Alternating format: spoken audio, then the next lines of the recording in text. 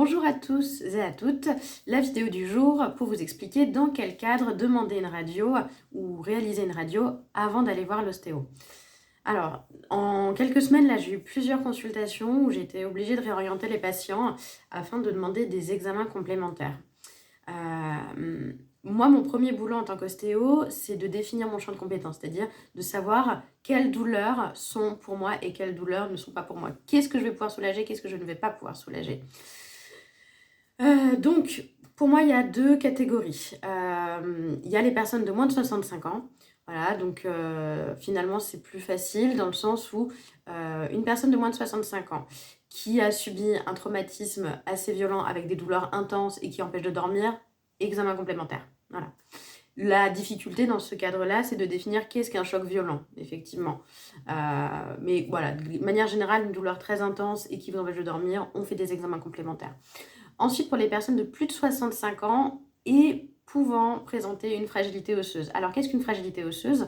Une fragilité osseuse, en fait, c'est un risque d'ostéoporose, c'est l'os qui se fragilise, soit avec l'âge, soit avec différents facteurs. Donc, la sédentarité, le fait de ne pas bouger, les indices de masse corporelle faibles, les personnes très maigres, les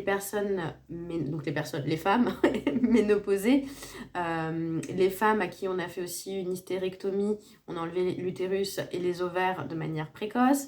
Ça va être les personnes ayant une corticothérapie, donc prenant des corticoïdes au long cours.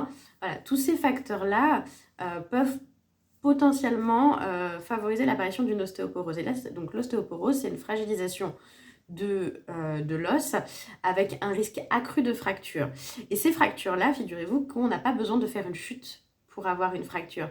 Ça peut être un geste un petit peu brusque avec une fracture tassement vertébral, c'est-à-dire que voilà, la vertèbre, pouf, elle va se fracturer et se tasser, elle va se comprimer.